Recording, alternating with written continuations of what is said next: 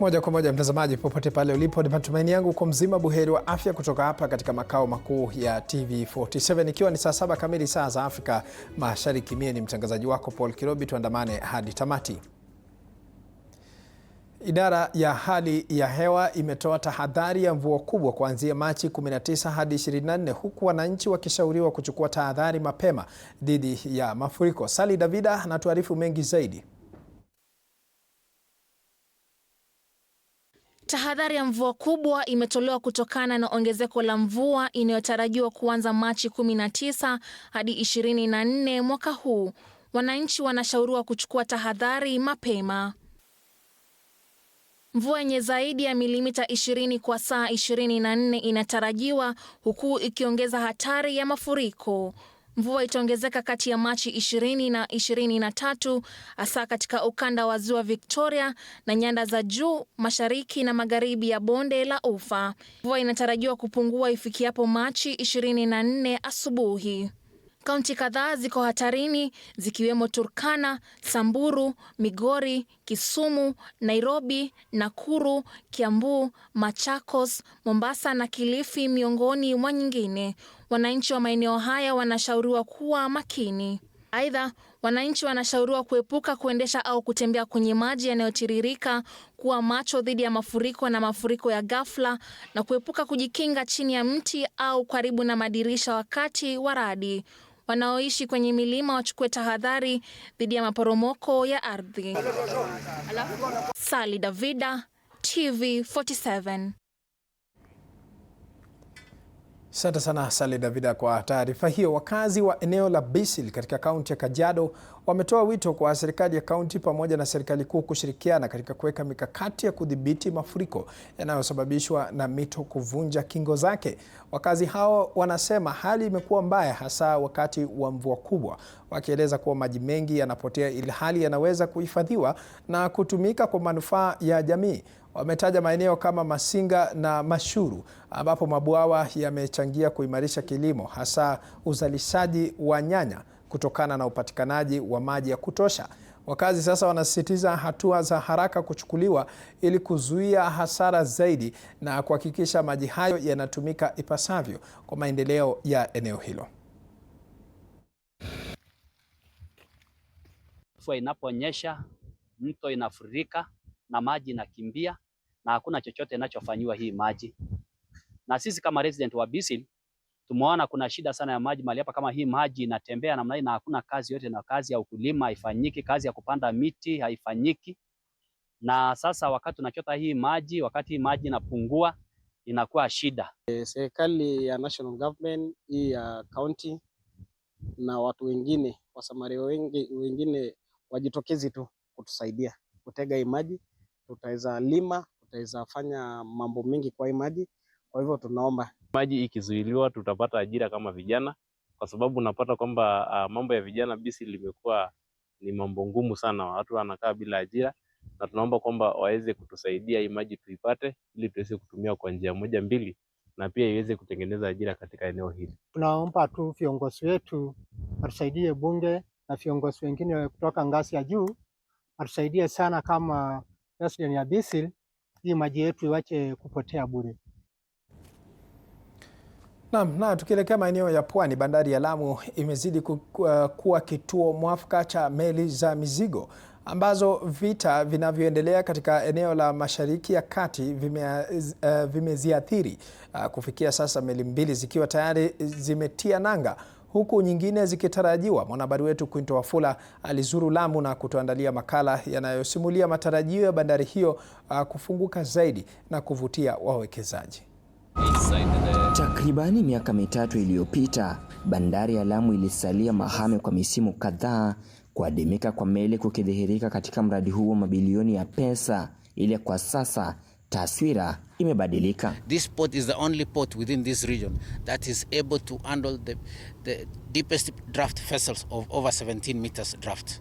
And with a small team that I have here, I'm very confident they are able to do everything, and I'm very happy with their performance. The performance is very good. Tumehandle meli 45 kutoka Januari. Tutategemea meli zingine kama kwenye 70 mpaka mpaka 100.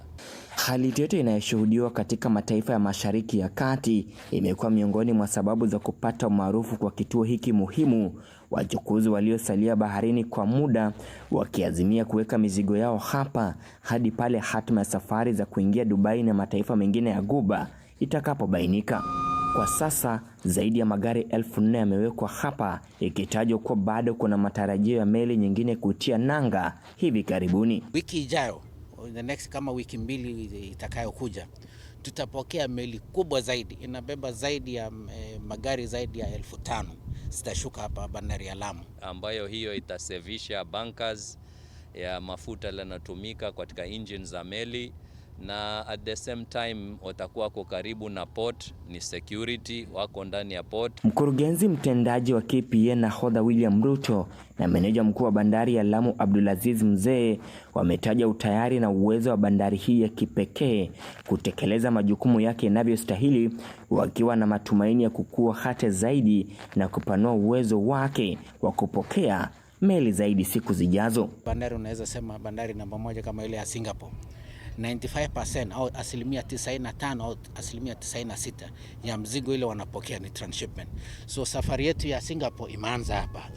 Na Mombasa tuiachie Mombasa ifanye local na transit market. Na transshipment kidogo kama tu ya kwenda Tanzania, Zanzibar tutafanyia pale. Lakini hapa ndio iwe ni major transshipment hub ya hizi bandari zote ziko eneo hizi za Afrika Mashariki. Imekuwa takribani miaka 5 tangu kuasisiwa kwa bandari hii ya Lamu. Uwezo wa bandari hii wa kupokea meli kubwa zaidi ikisalia kuwa kivutio. Macho sasa yanaelekezwa kwa wadau husika kuhakikisha kwamba wanafungua uchukuzi wa kuwezesha bandari hii kusafirisha bidhaa nje na ndani ya taifa la Kenya. Au wakati wote hiyo barabara ile ilikuwa sehemu mbaya ikikamilika, tayari biashara iko. Na kuna wekezaji wamesema wako tayari kutumia barabara ikiwa imekamilika. Kutoka Lamu kupitia ile Ijara kwenda Garissa, huku inakwenda, na kule kutoka Garissa pia kuna contractor mwingine anakuja the opposite side. Quinto Wafula, TV47, kaunti ya Lamu. Asante sana Quinto Wafula ukiwa katika kaunti ya Lamu kwa kutuandalia taarifa hiyo. Rais William Ruto amezindua mradi wa ujenzi wa reli ya kisasa SGR kutoka Naivasha kuelekea Kisumu hadi Malaba. Hafla hiyo ilifanyika katika chuo cha mafunzo ya walimu cha Narok. Akizungumza wakati wa uzinduzi huo, Rais Ruto amesema kuwa mradi huu utapunguza gharama ya kufanya biashara kati ya nchi za Afrika Mashariki. Aidha, viongozi mbalimbali waliohudhuria akiwemo waziri mwenye mamlaka makuu Musalia Mudavadi wamesifia mradi huo, wakitaja kuwa utaweza kuimarisha uchumi wa taifa. Rais William Ruto pamoja na Rais wa Uganda Yoweri Museveni pia wanatarajiwa katika kaunti ya Kisumu Jumamosi ili kuzindua awamu nyingine ya mradi huu. Hii na vile vingine ambao unafanya, hii ni corridor moja muhimu. Na Mheshimiwa Rais, pia wewe unalenga ile corridor ya Lapset. Ile inachukua tena kutoka Lamu iende upande wa north, ishikanishe mpaka kule Lokichogio na ingie South Sudan. Hiyo tena ni corridor nyingine kubwa sana ambayo serikali ya Mheshimiwa Rais inashughulika nayo ili uchumi na communication katika sehemu hii yote ibadilike. Project will require significant resources running into billions of shillings at a time when we are managing our debt prudently and consolidating our fiscal position. Let me confirm to the people of Kenya that we have thought through this project. We have thought through its financing. That is why this railway will be built for performance. It will be freight-driven. It will be phased and demand-driven.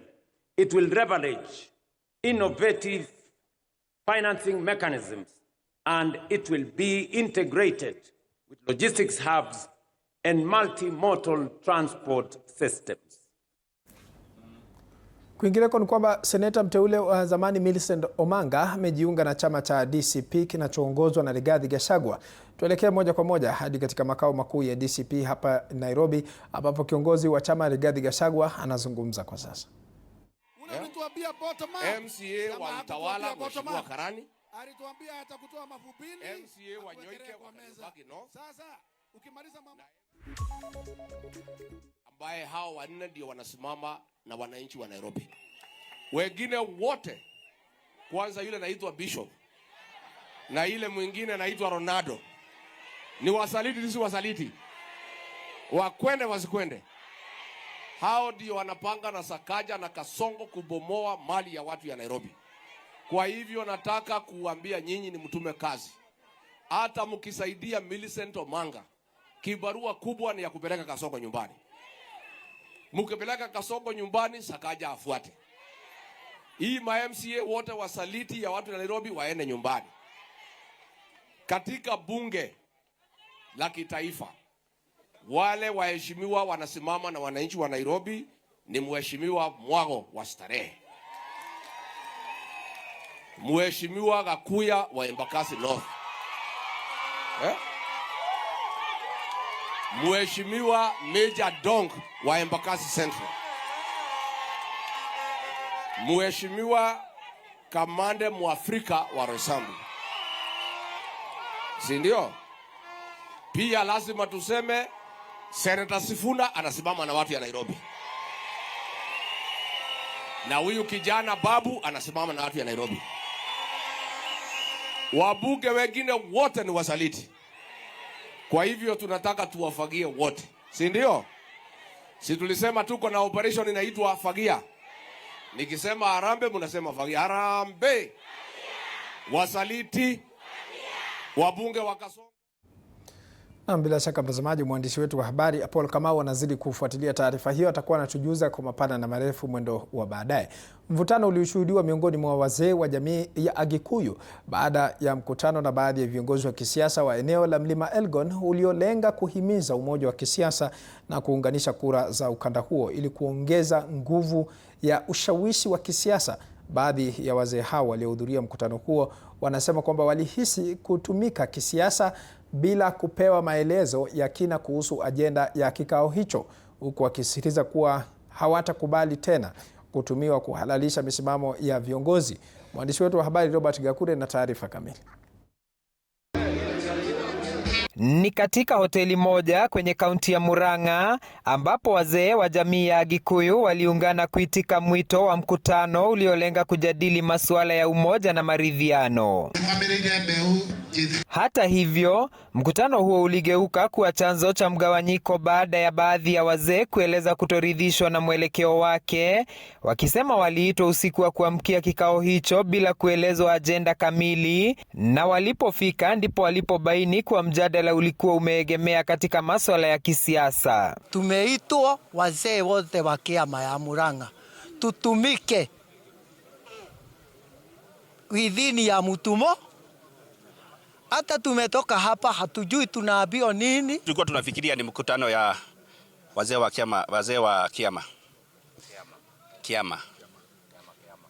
Na saa zile tulikuja hapa asubuhi tukaanza mkutano wetu vizuri, lakini afterward kuna watu wengine waliingilia. Wazee hao wanasema kujihusisha katika siasa za ushindani kumeendelea kudhoofisha hadhi na heshima ya mabaraza ya jadi, wakisisitiza kuwa jukumu lao ni kuleta maridhiano na umoja badala ya kuhusishwa na siasa za mrengo mmoja. Hii maneno yote imesemwa pale si msimamo ya wazee wa kiama ama Kikuyu Council of Elders kutoka Murang'a. Hiyo ilikuwa maoni yao na sio maoni na sio msimamo wa chama cha kiama.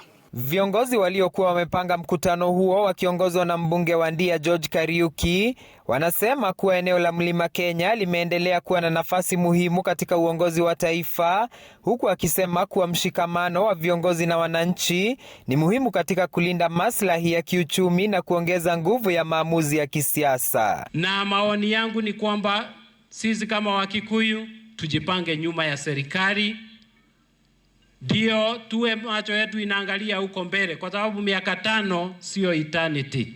Tusiwe watu ambao tunasukumwa na hii moto ambayo kwa kizungu inaitwa emotions, kwa sababu ukiongozwa na emotions hata nyumbani utajipata ya kwamba unafanya kauli ambazo hazifai. Robert Gakure, TV47, Murang'a. Asante sana Robert Gakure kwa taarifa hiyo. Mamlaka ya mali iliyosahaulika au kutelekezwa UFA kwa ushirikiano na Cape Media inafanya misafara ya kuhamasisha wakazi wa Homa Bay ili kufuatilia pesa au mali iliyosahaulika. Hebu sasa tusikilize ni kipi ambacho kinaendelea kwa sasa. As part of the work that we do to reunify these assets that we hold under unclaimed financial assets, one thing about our clientele is a lack of information, and then secondly is in the rural areas that they are not able to access. Largely in terms of the coverage with the internet, quite a number of institutions or regions within Kenya have been covered, but then we purposely come in here to tell people and to tell Mwananchi about the services that we offer as unclaimed financial assets.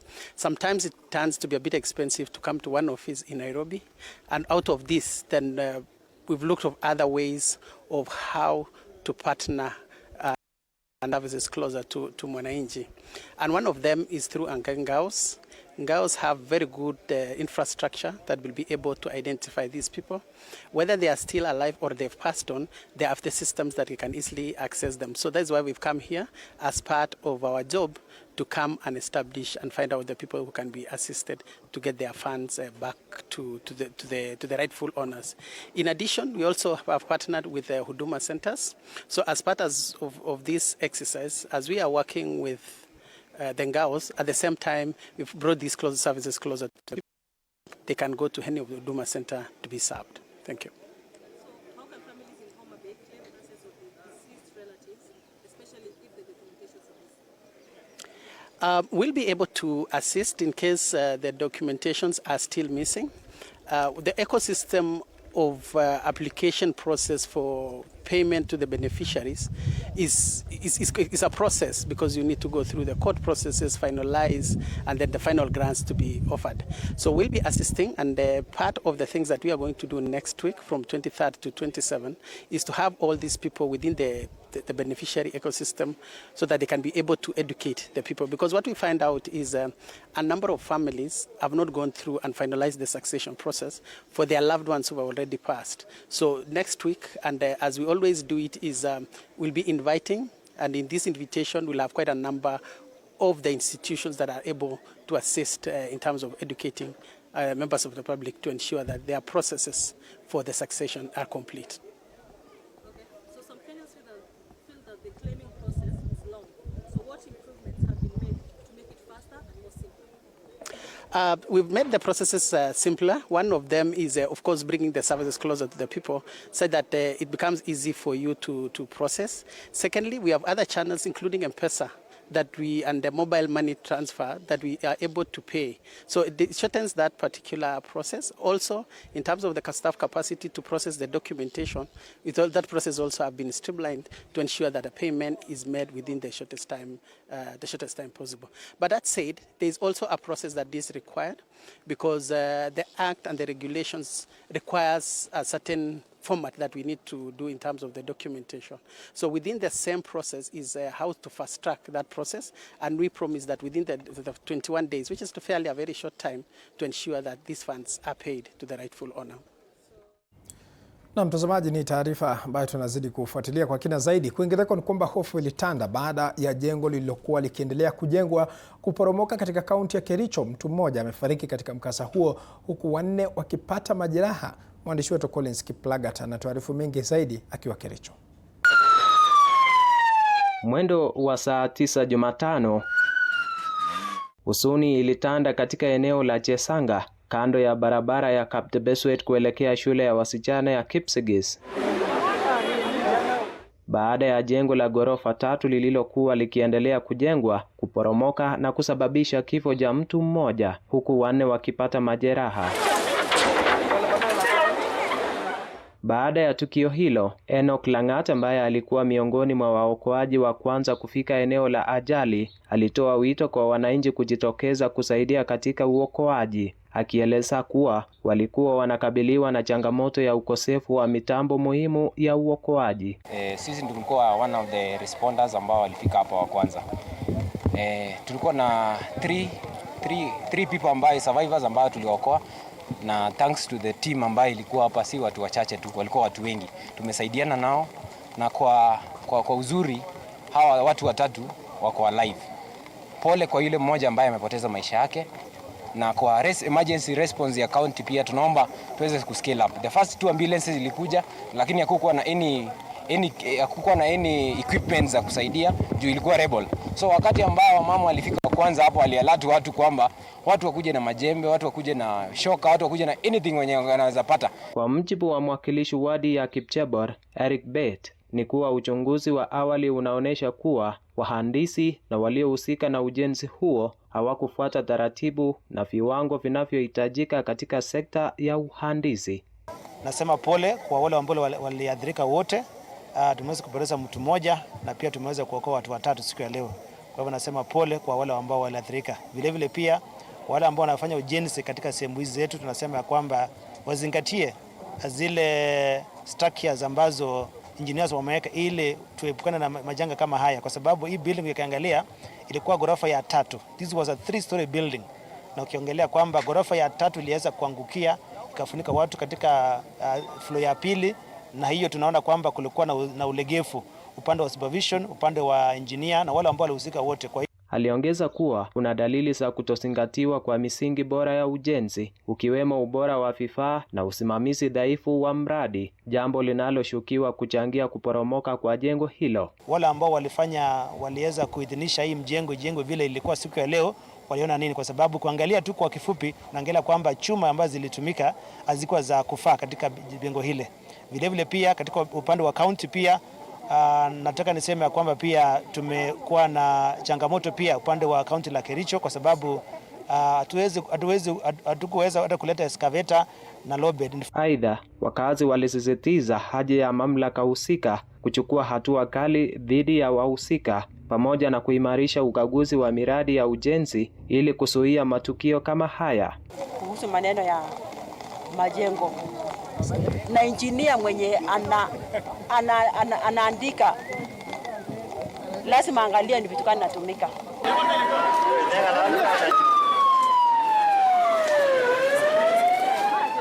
Kiplagat Collins, runinga ya TV47 kutoka kaunti ya Kericho.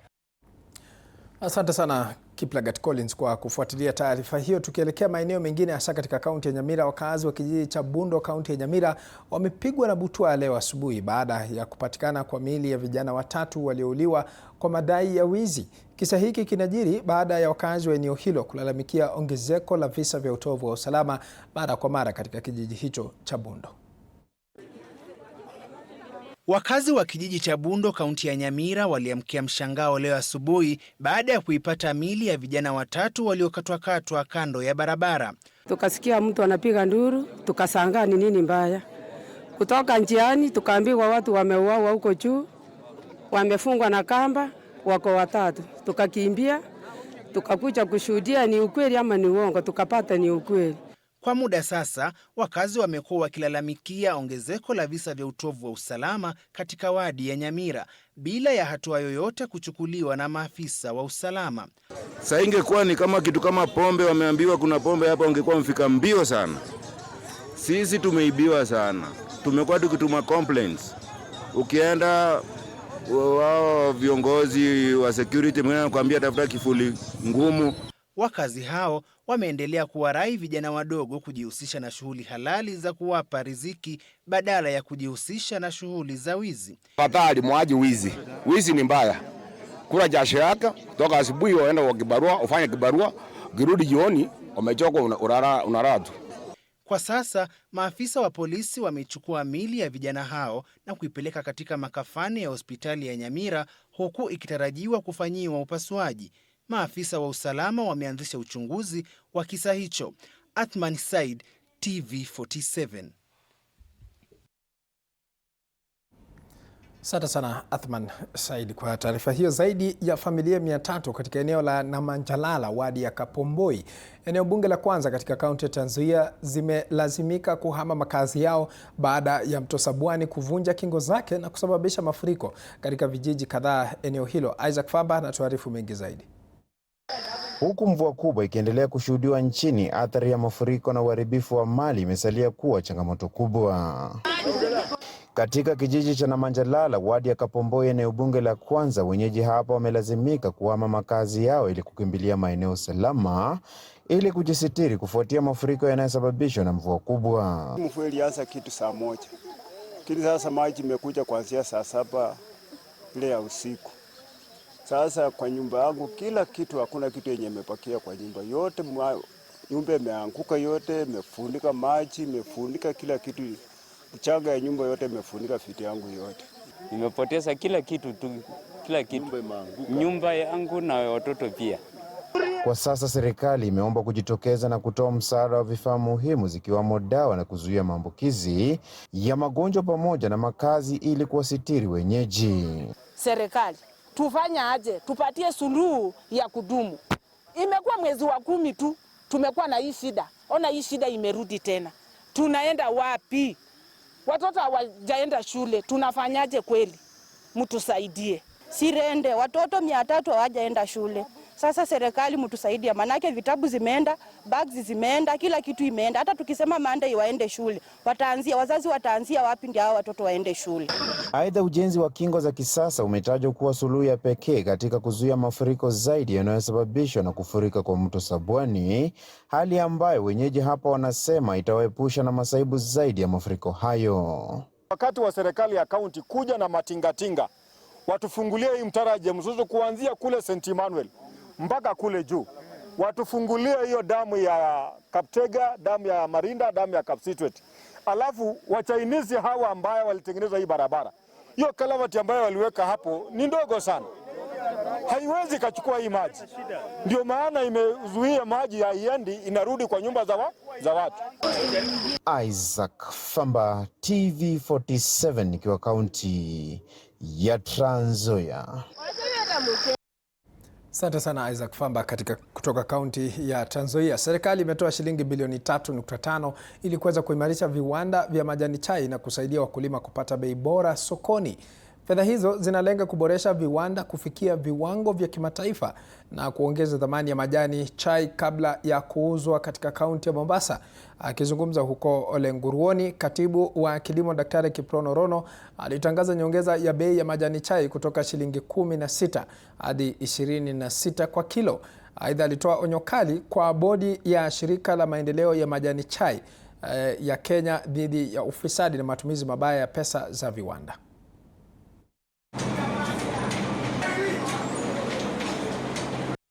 Kama serikali kuu tumejaribu juu chini kurudisha bei ya mbolea chini ya wakulima wa majani chai, na tukarudisha pesa ile ulikuwa umepeana.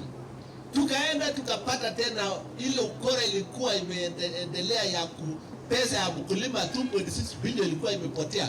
President akafuata mpaka tukapata, tukarudisha. Tukakuja tena kujaribu kuona kama hii bei imeenda juu, tukasema tukapata tena bado. Kuona ni bado, tukasema shida ni nini? Kuingia ndani ya KDDA factories, tukaona kuna mchezo kubwa sana ya corruption ya nini. Ndio tipo walifanya audit, akapata report na akasema mambo bado hapa ndani ya factories. Na namwambia directors, fanyia wakulima haki. Tunatumai mtazamaji kwamba hatua hizi ambazo serikali imechukua itaweza kuwasaidia wakulima wa majani chai. Zikiwa zimekatika dakika 30 baada ya saa 7 kamili, tunachukua mapumziko mafupi. Tukirejea tunakuja na mengi zaidi. Kwa hivyo wewe usibanduke.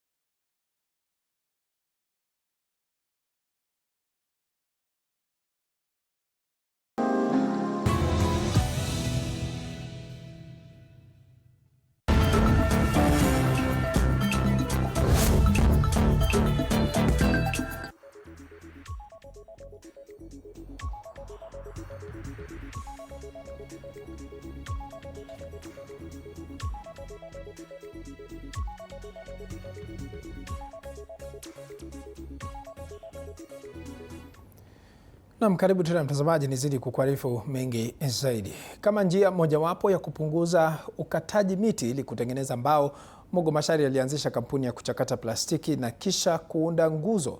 Nguzo hizo ambazo zinatumika kutengeneza ua na pia katika ujenzi zimepokelewa vyema na wengi. Stanley Nyaringita ameandaa taarifa hii.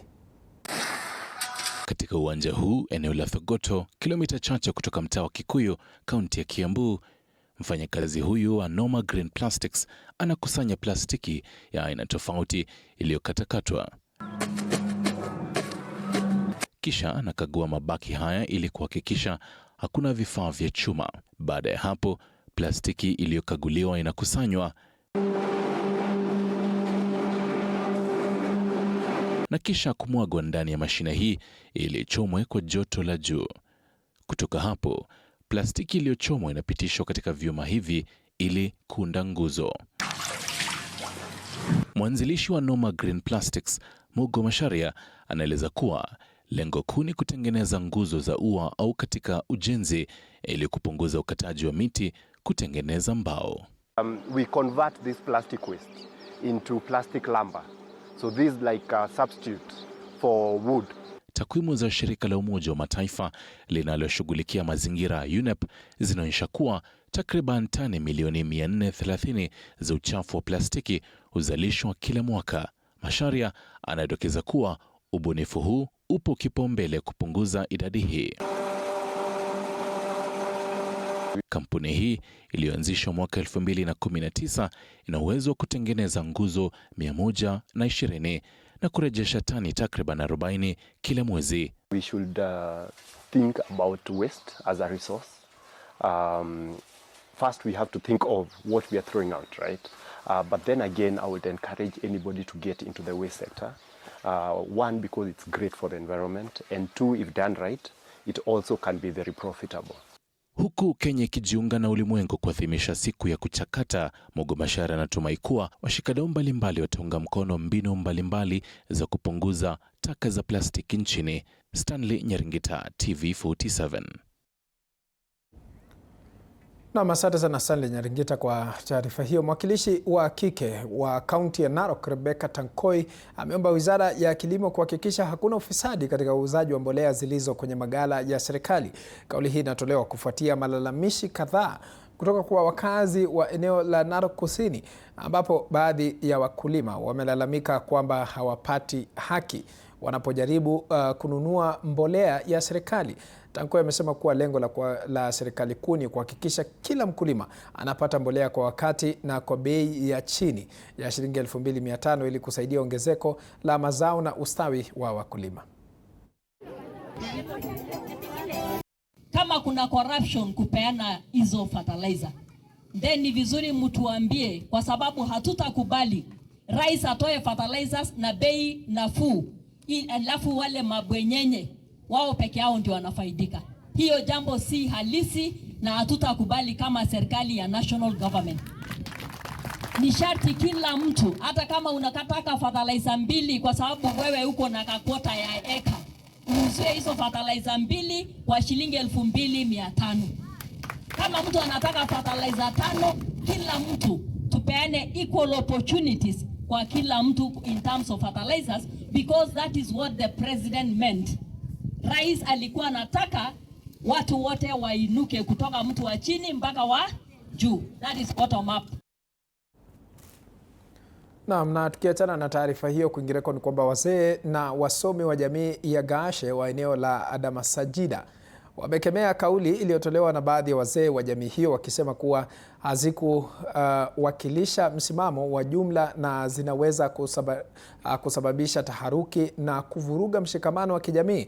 Wazee hawa walisisitiza kuwa sultani wa jamii bado ndiye kiongozi halali na hakuna mabadiliko yoyote yaliyofanywa katika uongozi wa jamii hiyo.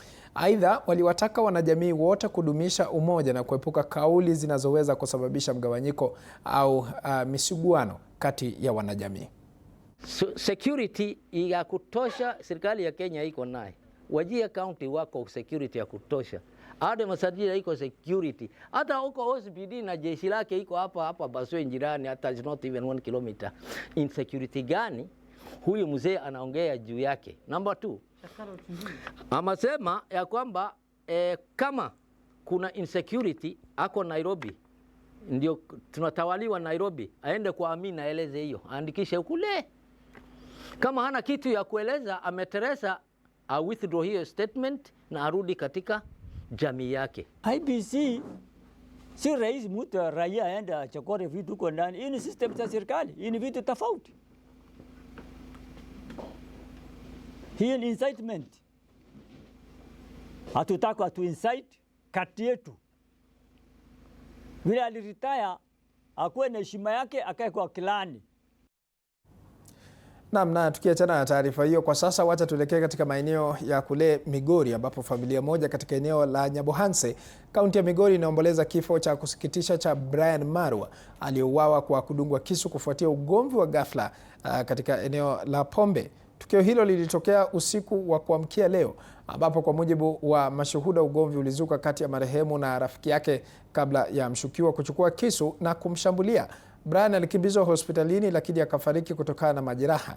Familia sasa inataka serikali kuongeza juhudi dhidi ya kupambana na dawa za kulevya, wakisema ndizo chanzo cha vurugu hizo, huku polisi wakianzisha uchunguzi na kumsaka mshukiwa. So akachukua hiyo kisu, akajaribu amdunge Brian, akapata mimi ndio tunangangana na Brian. So intention yake ilikuwa Brian, sio mimi. So nilipokuwa nakuja hivi anarudisha kisu. Unaona? Nilipokuwa nakuja hivi akarudisha tena kisu. So round 3 ndo alikuja akanishika pia na yeye kutoka nyuma hivi. Akanitoa kidogo, akapitisha mkono. Tunatoka eti twende hosi, ninamuuliza aje. Nimesikia eti Mayana amedungwa kisu, akaniambia yani hauna habari. Na wakati ameenda mpaka hosi kwa Kidiva. Nikamwambia twende basi. Muda tunatoka nje tunaenda. Wakina aunti wanakuja wanalia. Ati mume wangu ashaenda. Walisiingilia katikati, jamani, mbona watu wameisha? Mbona kuuawa kumekuwa kuuawa? Kila mtu ni kuuawa. Mume wangu hata hajamaliza siku. Ndio tena mtoto wangu ameenda. Ndio nilikuwa nimetegemea tu. Sina lingine. Sina mtu mwingine. Na mbali na taarifa hiyo, serikali ya kitaifa imesisitiza kujitolea kwake ili kuimarisha sekta ya uvuvi nchini Kenya ili kukuza uchumi, kutengeneza nafasi za kazi na kuweza kupunguza umaskini. Akizungumza katika kongamano la wadau lililoandaliwa na wakfu wa Mastercard, katibu wa idara ya uchumi wa baharini na uvuvi Betsy Njagi alibainisha kuwa zaidi ya 60% ya shilingi bilioni 3.3 zilizotengwa zimefaidi vijana na wanawake. Vilevile alieleza kuwa fedha hizi ni muhimu katika kuimarisha miradi ya biashara inayochochea maendeleo ya kijamii, huku zikihakikisha sekta hiyo inasalia kuwa nguzo kuu ya ukuaji wa taifa. This landing site will be able to support the fisher community with cold chain facilities so that they can be able to continue trading and of course avoid post-harvest losses. Another element in the blue economy space is the centers of excellence, as I mentioned earlier, in Kabonyo, in Kisumu County, and another one in Shimoni in Kwale County. So these are some of the interventions government is doing to be able to grow the sector. Na tukitoka huko, wacha tusalie maeneo ya Migori ambapo wakazi wa Nyatike katika kaunti ya Migori sasa wanaomba msamaha kwa serikali kufuatia operesheni kali ya usalama iliyodumu kwa wiki moja iliyoongozwa na kikosi cha GSU. Hatua hiyo ilifuatia maandamano ya vurugu yaliyosababisha vifo na uharibifu mkubwa wa mali. Wakazi hao wanasema kwamba wanajutia matukio hayo na wako tayari kushirikiana na mamlaka ili kubaini waliohusika. Hata hivyo, wanadai watu kutoka nje walichochea ghasia hizo, huku pia wakilaumu maafisa wa usalama kwa matumizi ya nguvu kupita kiasi. Shughuli za uchimbaji dhahabu zimesitishwa, biashara kuharibiwa na huduma muhimu kusambaratika, hali inayosababisha ugumu wa maisha.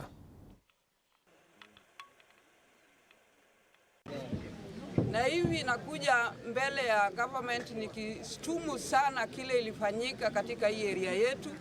Imetupatia wakati mgumu sana sana sisi wakina mama. Na sisi tulishtukia tu mambo imeanza. Na hivyo ilianza ikaendelea mpaka ikatufikia sasa. Hatuwezi lala kwa nyumba, hatuli sisi wakina mama. Watoto hawaendi shule. Hata uwe mke mwenza hata uwe nani, hatuwataki wageni wowote kuanzia leo. Hatutaki mtu yoyote, kama ukuzaliwa hapa nenda kwenu. Hatutaki wageni kuanzia leo. Tukafanya kazi pale. Manake vurugu ilitokea pale. Basi ilitolewa na wale wasiojulikana. Manake si wa huku. Sasa sisi wenyewe tukajipata kwenye shida kwa vile tunatoroka na tunakimbia kwa yale hatujajua ni kwa nini.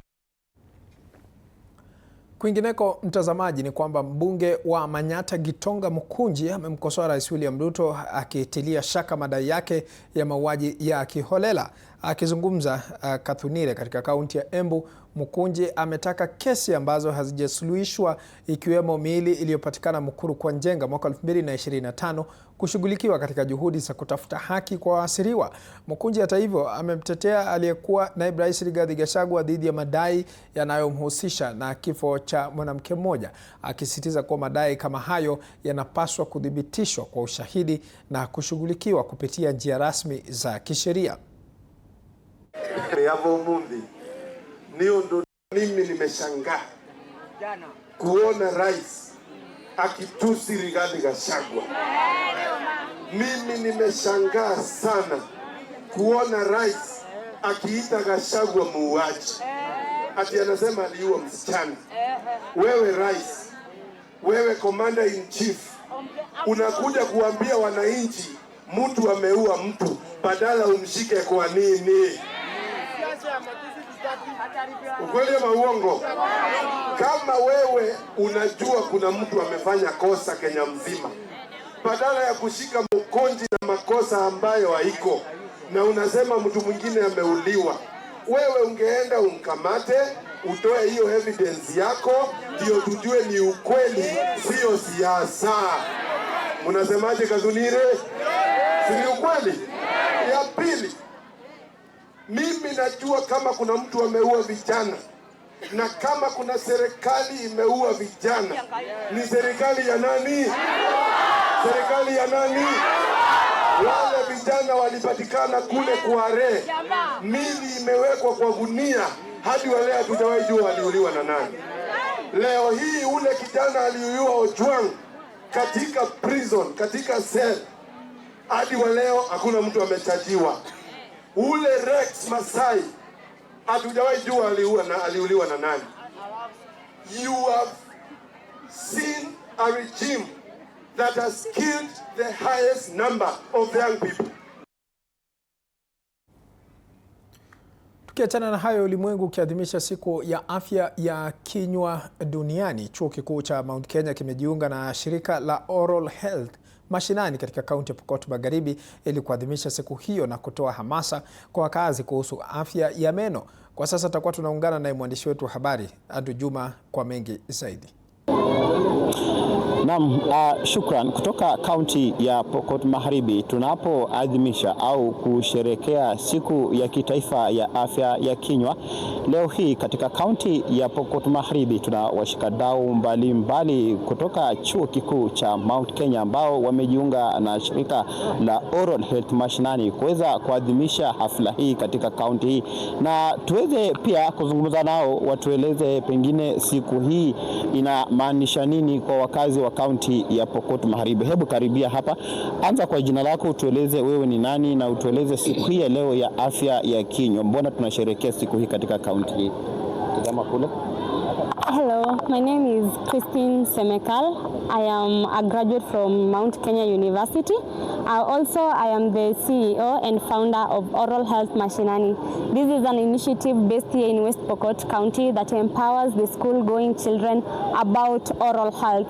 And today we are here at Makutano Primary. This is a school that has taken all the students around the slums area of Makutano region, and we are here to celebrate the World Oral Health Day under the theme "A Happy Mouth is a Happy Life." Don't you agree? What is a happy mouth, or what does that even mean? A happy mouth is a mouth that is free from diseases, it's free from bad breath, it's free from pain, and we are here today to talk to the students so that we can make them understand what why it is important to go the preventive dentistry way together. Asante. Pia tuweze kujiunga na washikadau wa chuo kikuu cha Mount Kenya, huyu akiwa ni mkurugenzi wa wale wanafunzi wa zamani wa chuo. Anza kwa jina lako, tuambie mbona tuko hapa leo. Okay, my name is Virginia Musawa. I am the Director of Alumni Relations at Mount Kenya University, and I am excited today to be joined by my fellow alumni.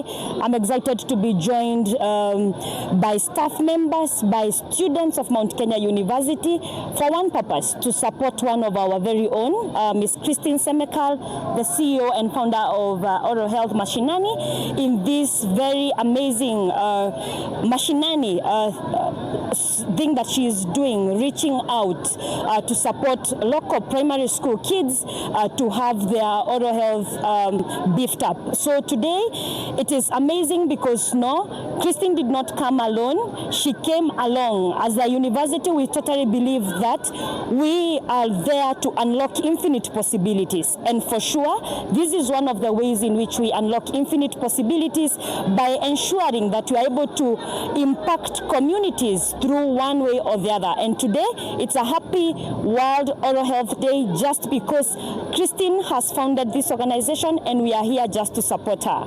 Asante. Tupokee pia maoni ya mwingine hapa. Anza kwa jina, utueleze wewe ni nani, mbona tuko hapa siku ya leo. My name is Lawrence Bova, a faculty member from Department of Dental Sciences, Mount Kenya University. As a department, we are happy to join our alumni in this event. It demonstrates that the department is ready to train and have students even that are able to offer solutions in the communities. We are proud to be associated with the Oral Health Mashinani, especially on the oral health prevention strategies that will impact the communities, build tomorrow champions in oral health initiatives. And we are also trying to build youngsters that are going to take care of their teeth, take good care of their communities in this issue of oral health in the community. Thank you very much. Thank you very much also. Pia utueleze kama mshikadau wa chuo kikuu cha Mount Kenya, hapa siku hii ina umuhimu gani kwa Wakenya? Songa mbele kidogo. Naamini ya kwamba mimi naitwa Kiptanui Musa, the outgoing director Kenya Medical Practitioner Dentist Council, na ningependa kujumuika hapa na mwanafunzi wangu ambaye anaitwa Christine Semekal. She was my intern at Moi Teaching and Referral Hospital and an alumni of Mount Kenya University. Sisi kama serikali tungependa kuungana na yeye kwa sababu Oral Health Mashinani inawiana vizuri na mambo ya universal health care to the Kenyan population. So nafikiri tunafurahi na tunashukuru Oral Health Mashinani kwa kutusaidia kufikisha haya elimu ya kinywa kwa watu wote katika nchi yetu ya Kenya. Asante sana. Asante. Naam, ni kauli ambazo tumeweza kuzisikia kutoka kwa washikadau mbalimbali tunapoadhimisha au tunaposherehekea siku hii ya afya ya kinywa katika kaunti ya Pokot Magharibi. Wito wao ni kuhakikisha kwamba wazazi na wanao hapo nyumbani wanakumbatia afya ya kinywa katika kuhakikisha kwamba maisha yao ya usoni yanakuwa maisha yenye furaha. Jina langu ni Andrew Juma na kwako studio.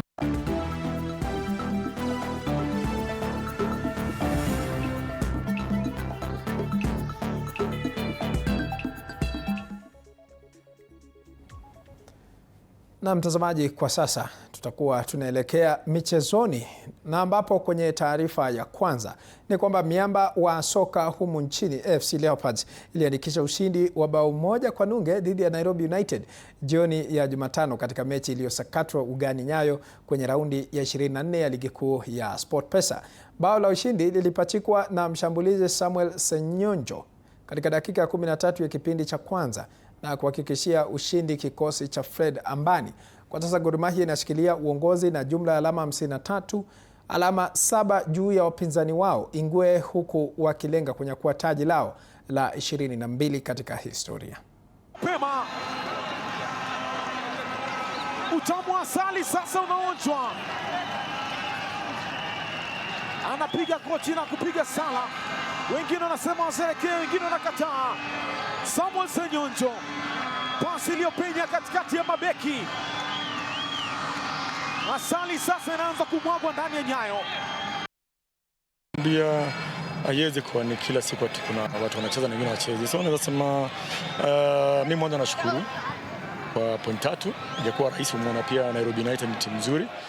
Ni timu iko na wachezaji wazuri, kuna coach mpoa, so unapata pia kuja kutana mtu kama lazima pia kujipanga kijako. So nasema asanteni sana kwa wachezaji na vile ushindi pia kwa jumla. Leopards wameweza kushinda mechi, hiyo ni ukweli wa maneno, but tumejaribu kusukuma mechi na kujaribu kutafuta venye tunaweza pata bao la kuomboa na hata la ushindi, na ikakuwa ni ngumu kidogo.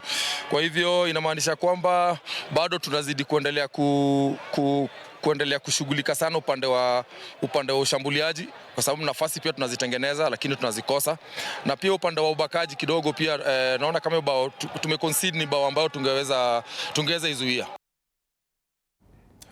Mbali na taarifa hiyo ya michezo, timu za taifa za raga za Shujaa na Lioness zinazidi kunoa makali yao huku wakijiandaa kushiriki katika hatua ya pili ya raga ya HSBC itakayosakatwa nchini Uruguay. Shujaa ilitinga nafasi ya 3 katika mashindano ya raundi ya kwanza jijini Nairobi, na watakuwa na matumaini ya kuonyesha ubabe wao kabla ya kusafiri kuelekea jijini Sao Paulo wiki ijayo, wakilenga kujikatia tiketi ya kurejea daraja ya juu ya michuano hii ya HSBC. Haya kijiri, kikosi cha Lioness kina azma ya kulipiza kisasi dhidi ya wapinzani wao baada ya kuandikisha ushindi wa mechi moja tu katika raundi ya kwanza ya michuano hii ya HSBC.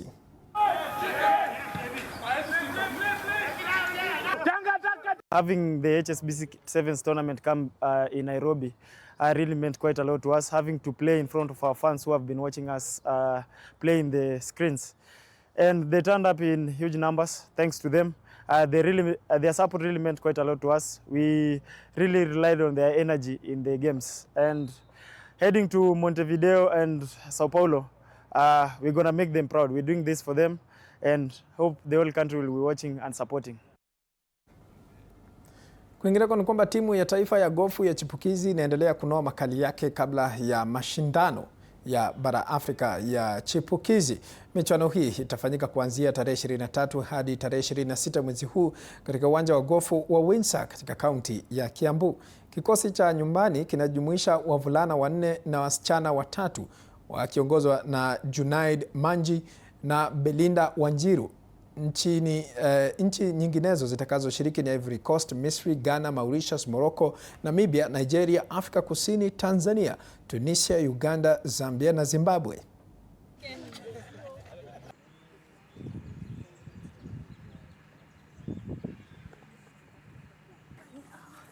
I have great confidence that as a team, with the help and unwavering support from the coaches, Shem Orwenyo, Ali Kimji, and John Van Liefland, we shall represent our country gallantly. Our goal is very simple: to compete with pride, to enjoy this wonderful experience we've been given, and to give it our absolute best. Njoroge will be part of the people who will inspire the Kenya team, the 4 boys and the 3 girls who will represent Kenya. The golf team is already putting in a proposed curriculum that is going to be used for training, and we will be reaching out to other ministries related with talent development.